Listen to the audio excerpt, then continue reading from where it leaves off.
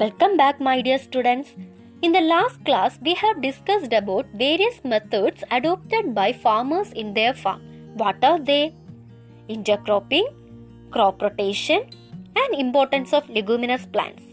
Leguminous plants are so important as it helps to increase the fertility of soil. Is it clear?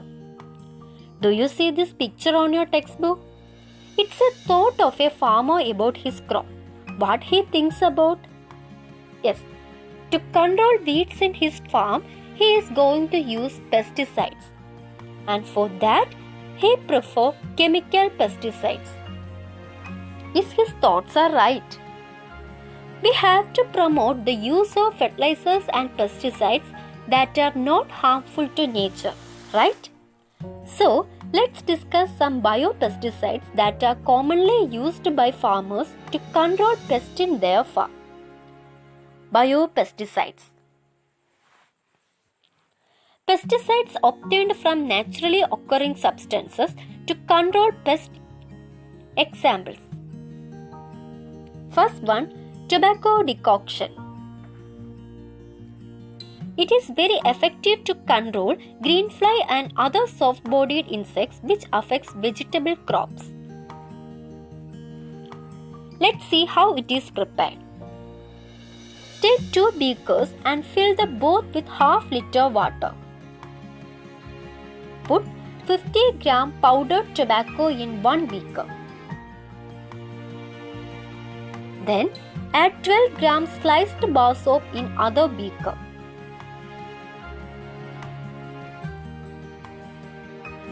Allow them to soak for 1 day. This is the image after 24 hours. Still the soaked solution of bar soap very well.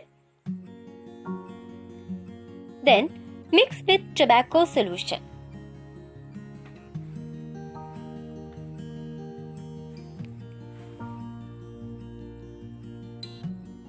Filter the solution using a filter.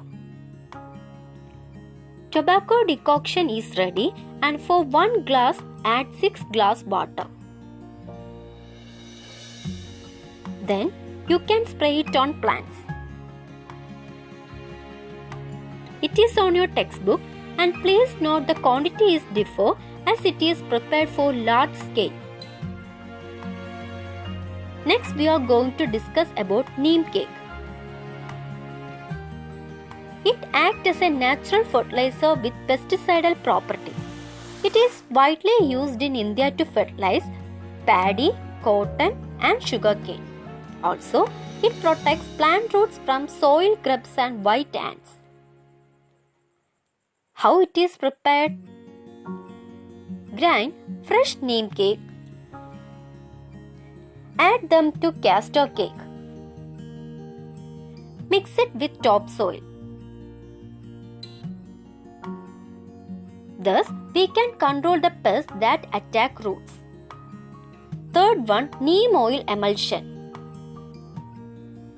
It is used to treat fungal infection in plants. Let's go through the procedure of preparing. Dissolve 60 gram soap in half liter water.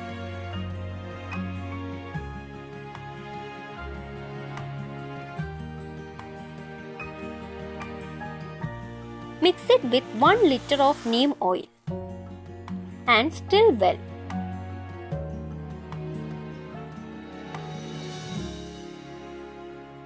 Dilute it with 10 liter water.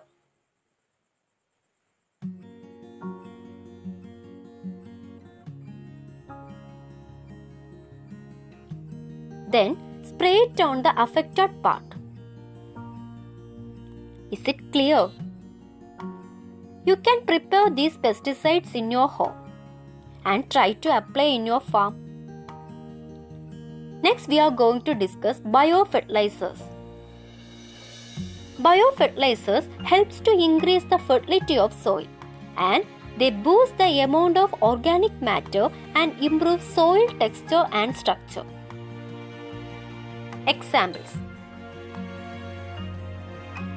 First one, cow dung. It contains 3% nitrogen, 2% phosphorus and 1% potassium.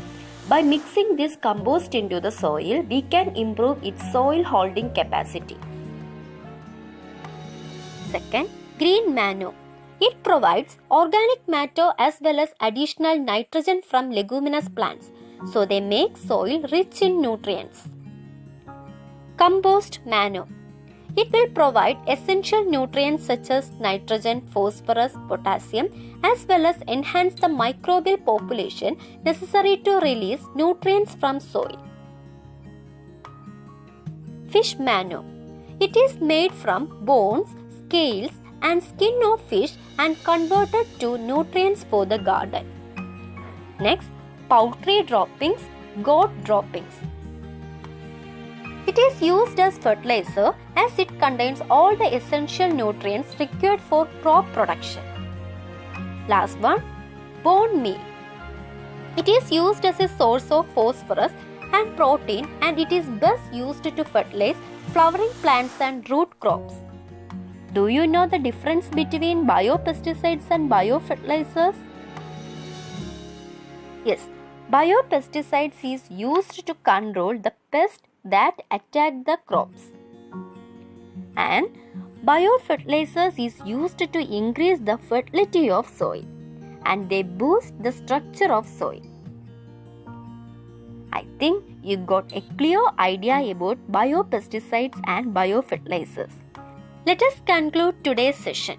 Today we have discussed about how to manage our crops, that is biopesticides and biofertilizers, how we can use it. Now it's your turn. Prepare a questionnaire to conduct an interview with farmer. You can make questions like this. Thank you.